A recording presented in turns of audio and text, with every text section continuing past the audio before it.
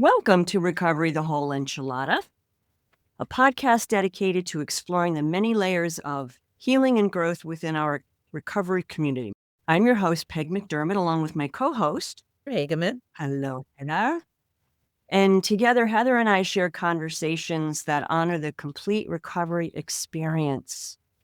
And today's conversation is about, I'm going to call it character defects. I know, Heather, you may want to call it something else because it's never been one of your most favorite word groupings, but it's the idea behind them and how we got them and how they sort of worked through our drinking days and how we've been able to work through them in sobriety and in a different sober life, and how these character defects, shortcomings, whatever you want to call them, how they've manifested in our behavior and how they've changed. Because some come and some go and some stay for a little while and then leave and then come back. And it's a little confusing at times, don't you think?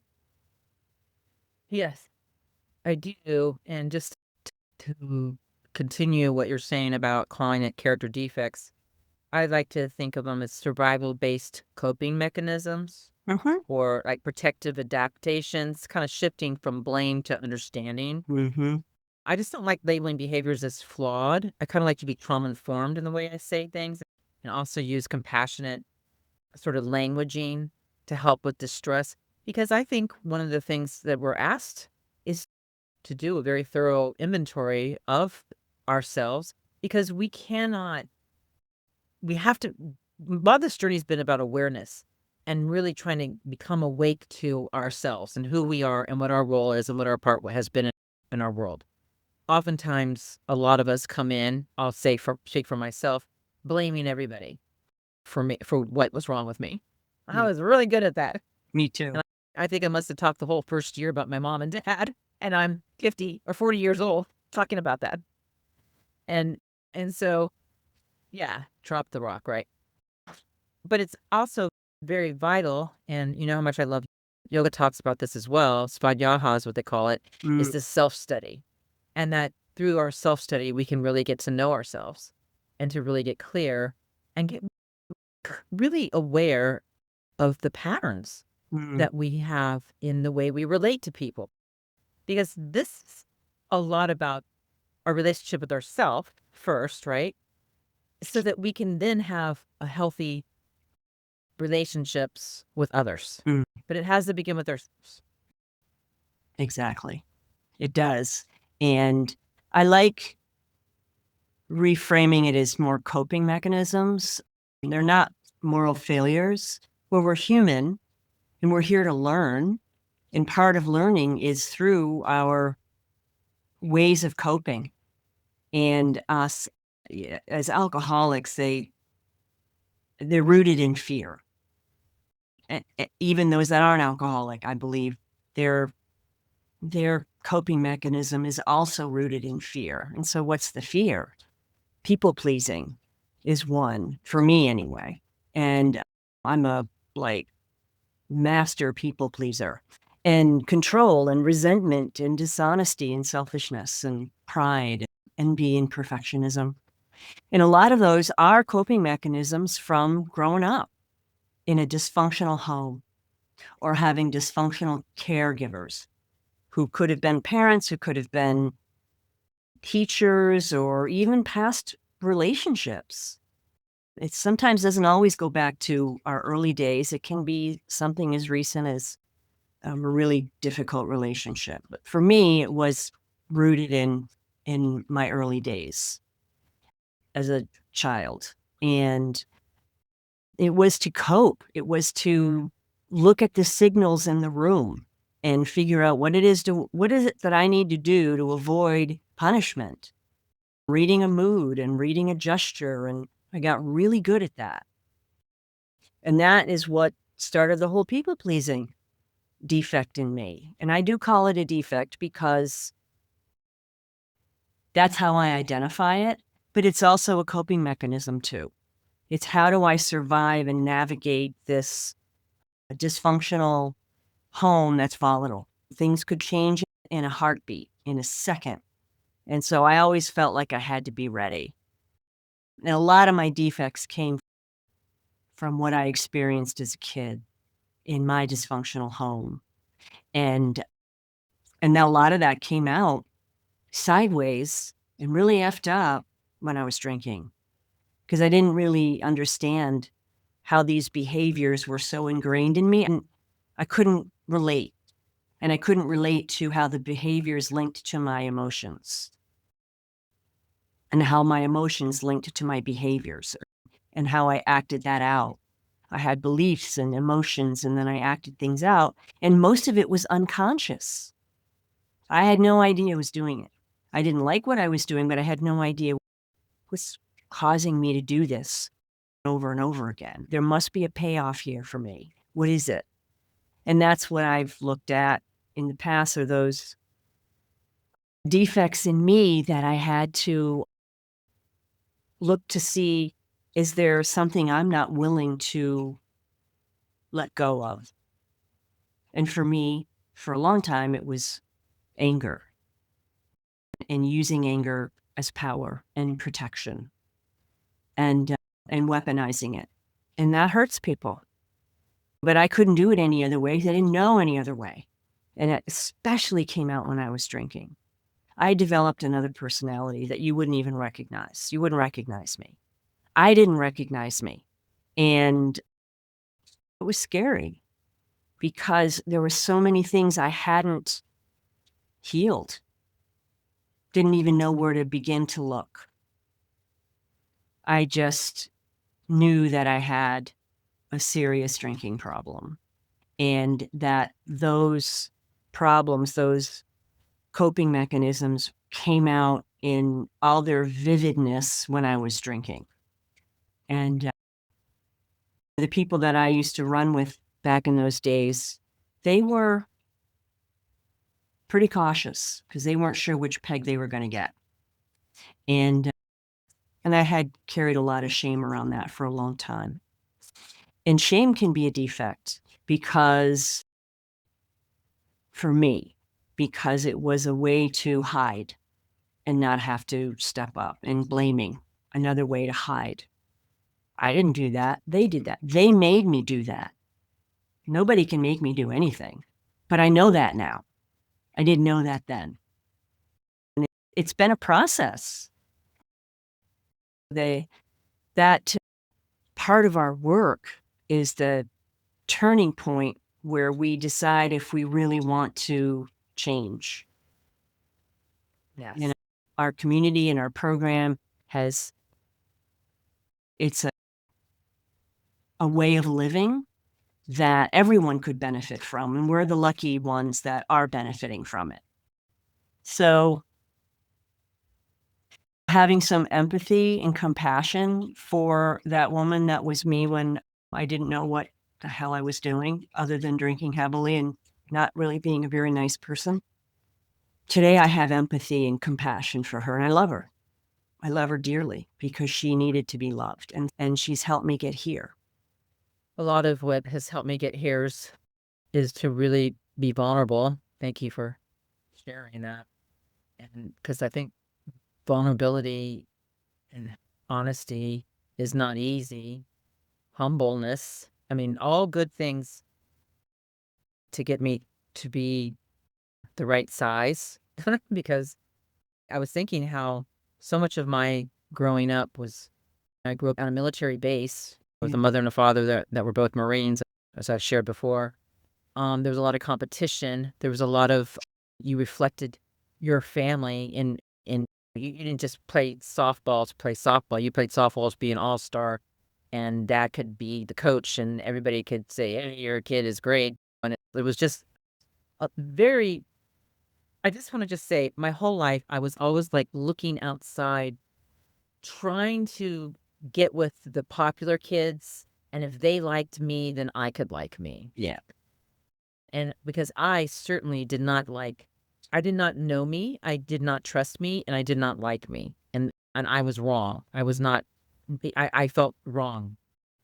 I've shared this over and over again. I didn't feel like I I felt like I was always looking on the outside, looking from the outside in at the world. So I just never felt part of. But I feel like I had something kind of flash upon my mind when you were talking. I was thinking how I felt like I was walking around like in the Dr. Seuss book. Are you my mother? Are you my mother? So like trying to find my mother because I didn't have a mother. I mean, I had a mother, but my mother was a Marine. She wasn't a fuzzy, warm, cuddly, soft person. She was pretty prickly and sharp and kind of scary, to be honest. And so I was always looking for that in people. I wanted softness. I wanted safety. I just wanted to be held. And because I felt so uncomfortable in my own skin, the courage for me was when I put alcohol in my body. It gave me the courage to be the funny life of the party girl to get the attention because I was definitely seeking attention, but that was all because it was an adaptation. I was trying to get my needs met, to be seen. There's great 4 S's that Dan Siegel talks about in the formation of humans. It's called being seen. We need to be seen by one another.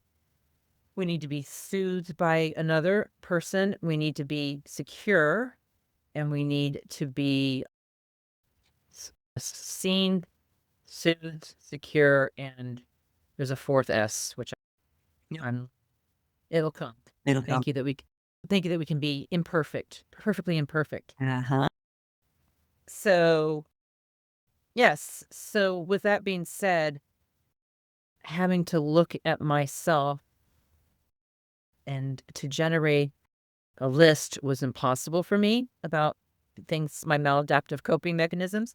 And so what I ended up doing through the suggestion of a wise one was to write out my story and to begin with like starting at birth, but taking it in increments, what I could remember from or where I was living from 0 to 2 years old, from 2 to 4 years old, from 4 to 6 years old. Now that may sound totally insane to somebody who's, but actually it was so good because I moved so much.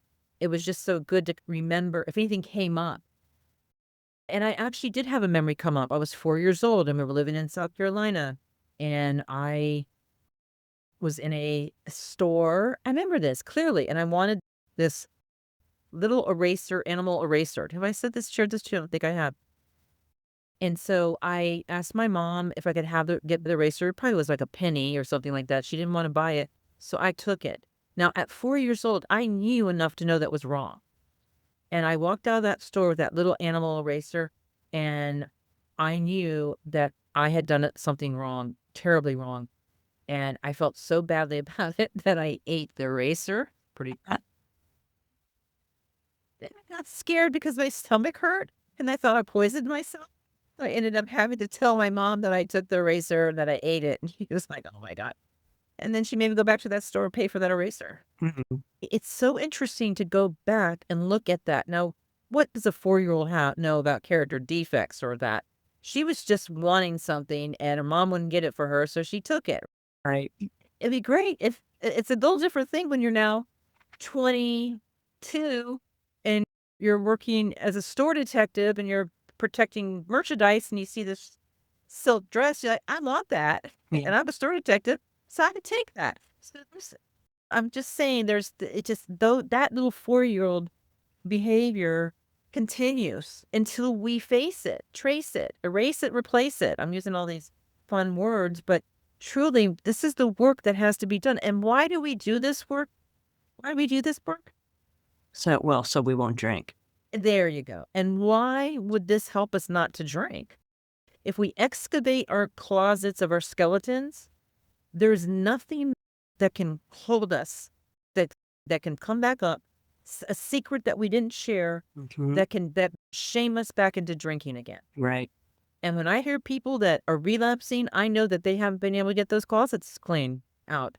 And there's things that maybe they don't even can't verbally even talk about because they were so young, they were pre-verbal. I mean, that was me. I had to dive deeply back into some really early ages and piece together things because I was determined to figure this out somehow. Yeah. To really go to the crux and the core of what really happened and how I spent my whole life trying to protect myself from terror, from fear, from somebody violating me. Like, I didn't even have words for this. They were all impressions and feelings because it happened so young. So this is what we have to really work on. And a lot of what I've seen in my behavior is so indicative of somebody who was hurt so little, and the choices I made in the people in my life who would continue to hurt me. Mhm. That's what we have got to undo, because we are patterned in this really offbeat way to keep choosing the trauma, to keep waking us up. It has to re-injure us how many times? I don't know how many times I had to re-injure myself. But finally to the point where I was like, I'm doing this to me. I got to stop. I've got to wake up and I've got to stop, because a lot of what we do too is unconscious. Yeah. And of course, I'm going to add this caveat right here. We need to do this with professionals. Mhm. This needs professional help. And I sought professional care. Yeah. I couldn't do this by myself. I tried, but I couldn't. So the first step is having somebody that, you can do this work with, that can hold that space for you, that can love you through it all, that doesn't judge you, that can laugh when you eat an eraser, or can say, "Oh, I've done that." What kind of animal was Phew. what was the animal? Do you remember what the animal was? I think it was a little kitty cat Oh, or something, a little what?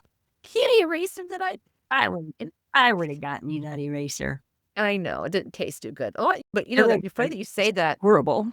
Ah, But you know what's so funny? It's so funny you say that, because one of the things I've been doing in recently, but it comes up. I'm gonna buy myself a toy. Do you yes. ever Yeah, but it's in the form of a television or a computer monitor or something nerdy like that. But yeah, for sure. But I buy myself like a little Kittle toy. Like I had these little Kittles. Do you remember little Kittles? I I do. don't know if anybody out there remembers little Kittles. They came out in the 60s.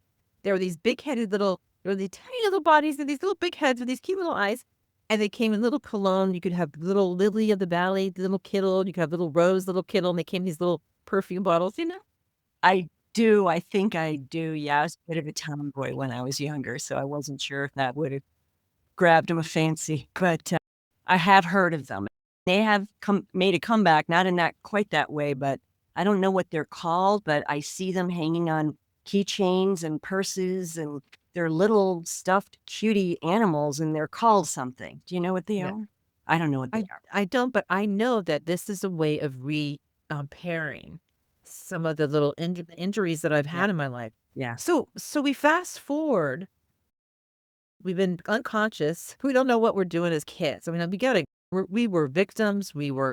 There's we just love those little kids in us. Okay. Mhm. But there comes a point where that little kid victimhood becomes a volunteer, where we start to recreate that victimization. We volunteer for it. Mhm. So we make these choices to have people in our lives that are unavailable, that cut us down, maybe are highly competitive, or maybe just, here's the biggest hurt for me growing up. And I don't know if you went through this, but I would have girlfriends that I would make plans with, and then some boy would ask them out and they would completely ditch me. And the word today, I guess, ghosted me, because I would never do that Right. to a girl. And I held my friendships with a highest level. But anyway, so we have to look at this stuff and because this doesn't just random. It's happening for a reason. And you can stay asleep to it for a long time until one day that same person manifests 6 times in your life with 6 different Mhm. names. And this time is the same. And then you go, Exactly. I I love that, and you're so right about it starting with awareness, which is what we do in our work together and with a mentor or with outside help, is we learn about these coping skills, because you can't heal what you can't name or acknowledge. And I've seen folks that have been sober for many years, and I still see some things they're struggling with. And it's not that we stop struggling once we get sober. It's so not true, but we don't suffer as much. There isn't as much suffering, and there's pain, but we don't choose to hang on to it because then that becomes suffering.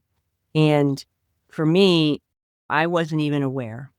I wasn't aware of my beliefs and how it was manifesting in my life, how it was affecting other people until I started working with somebody professionally.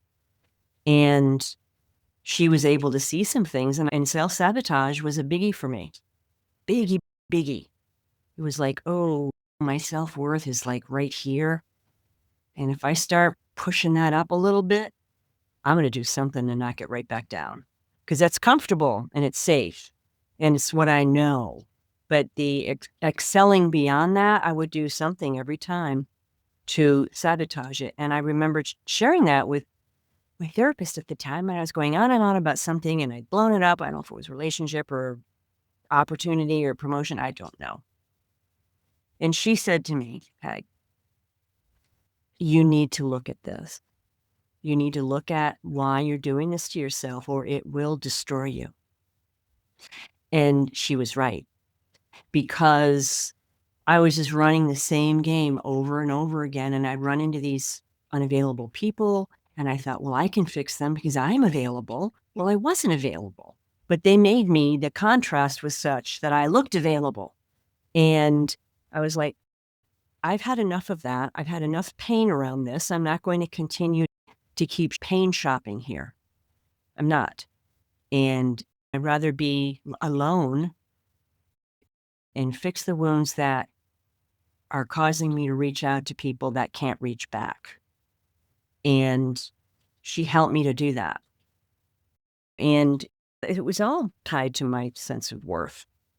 It's all of it. Self-centered fears and ego and pride and a real lack of humility. And I didn't really like humility when I first came around and got sober because I thought of it as punishment or humiliation. And it's so not that. It's strength, and it's really allowing some higher power, which I call God, to help me heal my thinking, because I can't do it. I'm not able to heal myself. I need help doing that. That's why I needed the outside help, and I need a mentor, and I need prayer, and I need to reach out to my higher power, because a sick mind, I am describing myself, cannot cure a sick mind. I don't know who said that. Was it Mark Twain or maybe Einstein? One of those big dudes or little dudes or whatever, but it was so true. We can't fix something in the context of the problem while we're in our own heads or whatever. I'm destroying whatever it is they eloquently said, but I think you know what I mean. But I had to be willing, which goes back to what you were saying. That willingness is so important. It's being aware, becoming aware of what is going on, and then being willing to look at it and being willing to be changed. And that was it. I had to be willing to be changed. I couldn't change myself, but I was willing to be changed, and I was. And sometimes it was in little steps, and sometimes it was in one big fell swoop. Some defects, coping skills were removed, and some were not all removed at the same time, and some were, and some would leave and come back. And I heard someone say that HP isn't going to take a defect or take it from you if you're willing to let it go, if it can still serve some kind of service in this world. And I thought, wow, it's almost like looking at it, the other side of the coin, because on the other side of a defect is an asset that's just run amok, right? And it's, yeah, if I looked at it that way, it was just a character asset that got contorted because of a difficult upbringing and alcohol and bad choices and all of it. And really being able to see that today and really discern have more discernment in life and be willing to be changed, because it's a thinking disease and it will get you at that weak point in your character defect journey. It's one of those things where if there's something still hiding that we haven't talked about, that we haven't fully excavated and healed with a professional and a mentor and whomever can help us in these regards, then I believe our disease can use that against us. Absolutely. They see, I told you this wasn't going to work out. So you just might as well feel better and drink. And of course, thankfully, I never listened to that. But the fact is, because I knew if I did it, I knew it would happen and I knew where it would take me. And that was enough to stop it. And say to friends like you or to other people that I've known for a while and say, this keeps coming up for me and I'm not sure why I'm praying about it. I need to talk to someone about it because I'm not able to connect the dots. So thank you.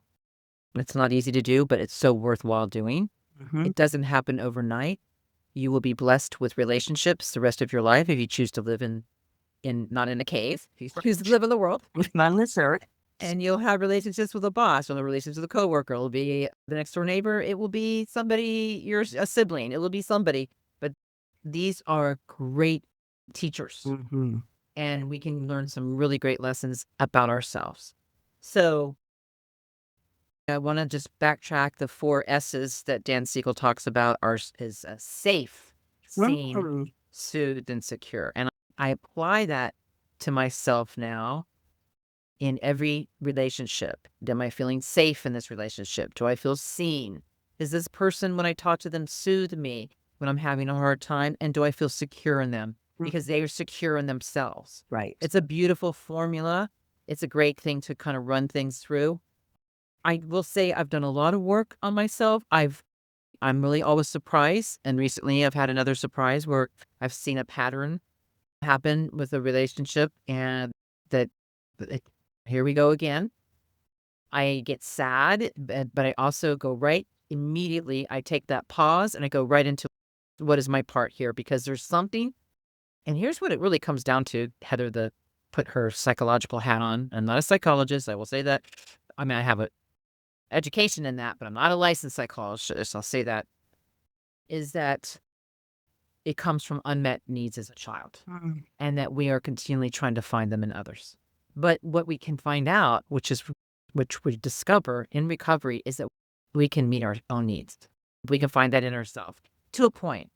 But what we're really trying to develop is a trusting, loving, compassionate relationship with ourselves, so then we can have that with others. I would like to just say something because I want to put it out there because I keep running across this.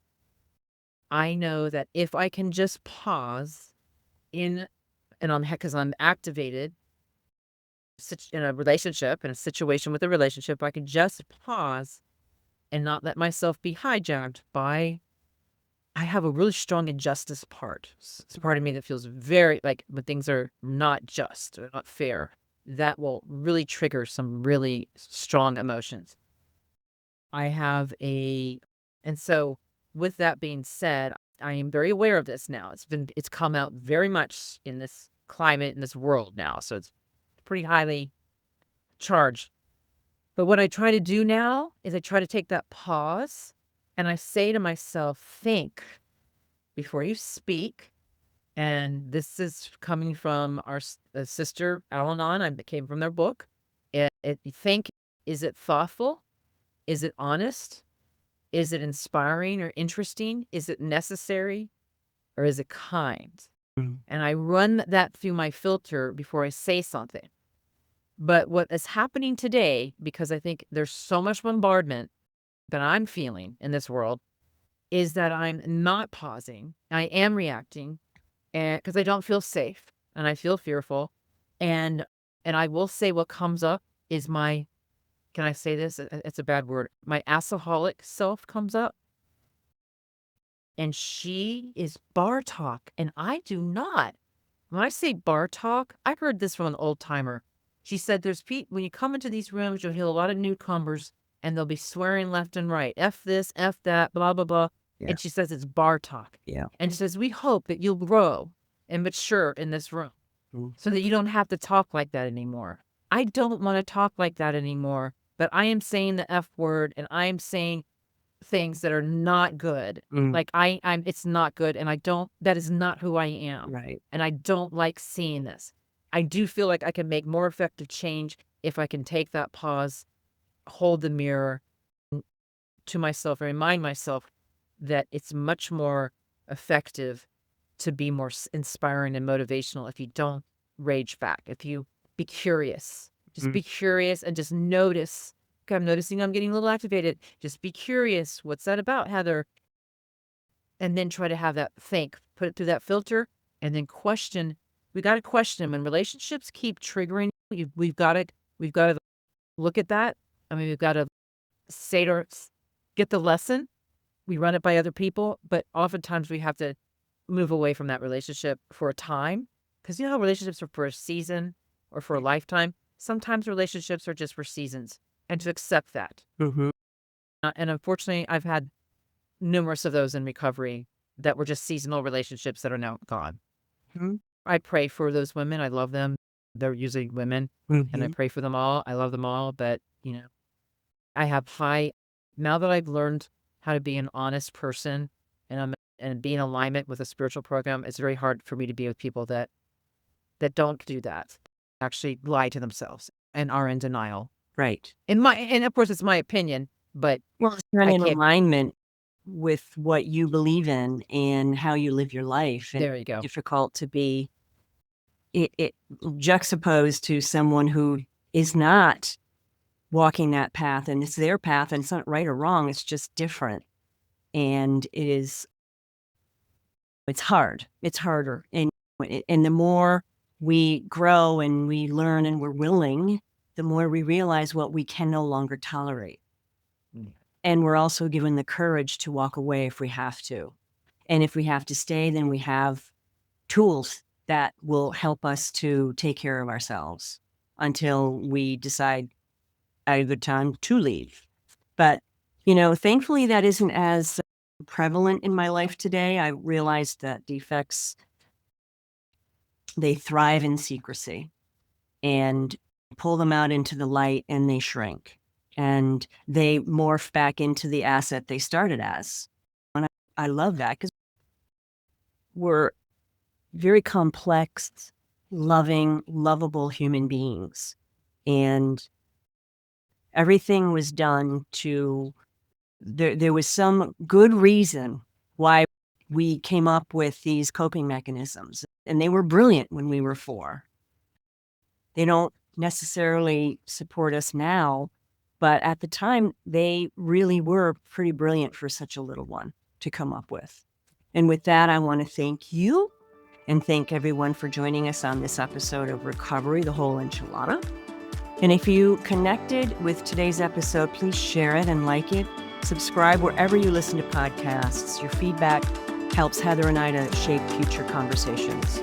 We love you. And remember that your recovery story, with all its flavors and textures and complexities, matters deeply. And until next time, stay strong and keep growing.